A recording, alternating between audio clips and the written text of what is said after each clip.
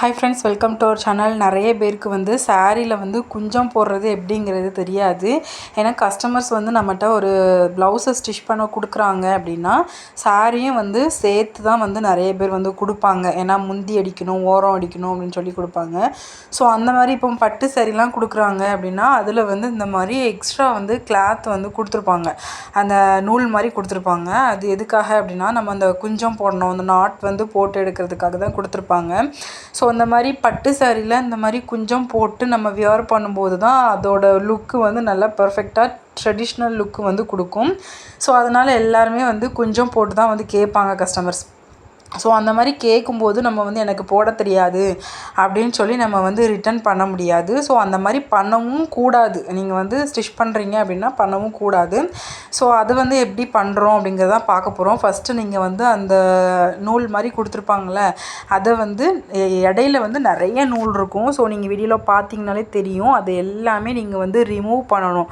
நல்லா நீட்டாக ரிமூவ் பண்ணி இந்த மாதிரி ஒரு சீப்பு வச்சுக்கோங்க. இதுதான் உங்களுக்கு பெஸ்ட்டு.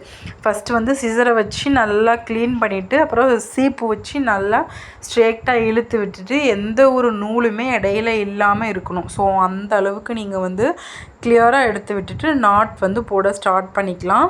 ஸோ நான் போடுறேன் பாருங்கள். நான் நார்மலாக கை வச்சு தான் போடுவேன். ஏன்னா இது வந்து கொஞ்சம் ஹைட்டாகவே இருக்குது. நீங்கள் கை வச்சு போட்டிங்க அப்படின்னா உங்களுக்கு வந்து அது கஷ்டமாகவே தெரியாது. நார்மலாக நம்ம டக்கு டக்கு டக்கு டக்குன்னு போட்டுட்டு போயிட்டே இருக்கலாம். ஸோ நீங்கள் இந்த மாதிரி ஒரு குட்டி நீடில் வச்சு இந்த மாதிரி பார்ட்டிஷன் அந்த பிரிக்கிறது வந்து நீங்கள் இந்த மாதிரி நீடில் வச்சு பிரிச்சிங்க. ஏன்னா அது வந்து ரொம்ப பொடி நூல் மாதிரி இருக்கும், குட்டி குட்டியான நூல் மாதிரி இருக்கும். ஸோ அதை நம்ம கையில் எடுக்கிறதுக்கு கொஞ்சம் கஷ்டமாக இருக்கும். ஸோ அந்த மாதிரி கஷ்டமாக இருக்குது அப்படின்னா நீங்கள் வந்து நம்ம நீடில் வந்து யூஸ் பண்ணோம்ல, அந்த நீடில் வச்சு நீங்கள் அந்த வந்து இந்த பார்ட் வந்து நீங்கள் பிரிச்சுக்கோங்க. நீங்கள் முடிச்சு போடுற அந்த பார்ட் வந்து நீங்கள் நீடில் வச்சு பிரித்து எடுத்துக்கிட்டீங்க அப்படின்னா உங்களுக்கு கரெக்டான அந்த சேம் ஒவ்வொரு முடிச்சுமே கரெக்டாக சேம் அளவில் வந்து வரும். ஸோ நீங்கள் ஃபஸ்ட்டு முடிச்சு எடுத்தீங்க அப்படின்னா செகண்ட் முடிச்சில் நீங்கள் அந்த நீடில் வச்சு எடுக்கும்பொழுது உங்களுக்கு ஒரு கரெக்டான அளவு தெரியும். ஸோ நீங்கள் அந்த நீடில் வச்சு எடுத்தீங்க அப்படின்னா உங்களுக்கு நூல் எல்லாமே ஒன்றா சேர்ந்து வரும். ஸோ அந்த நாட் போடுறதுல இன்னொரு உங்களுக்கு ஒரு டிப்ஸ் இருக்குது. உங்களுக்கு வந்து நாட் நம்ம அந்த நாட் அந்த முறுக்குதும்ல, முறுக்கி போடணும்.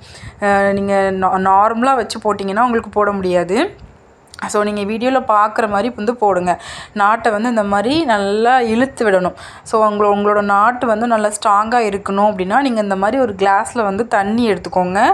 ஸோ அந்த தண்ணியில் நீங்கள் உங்கள் விரலை மட்டும் வச்சு தண்ணியில் வந்து அந்த கொஞ்சமாக வந்து விரலில் தண்ணி வச்சுட்டு ரொம்ப வைக்கக்கூடாது, லேசாக வச்சு நம்ம அந்த நூல் மாதிரி இருக்க அதில் வந்து லேசாக அப்படி ராவி விட்டோம் அப்படின்னா அது வந்து ஈரமாயிரும். ஸோ ஈரமாகும் போது நம்மளுக்கு நாட் போடுறதுக்கு ரொம்பவே ஈஸியாக இருக்கும். நீங்கள் என்னோடய வீடியோ பார்த்தீங்கனாலே தெரியும்.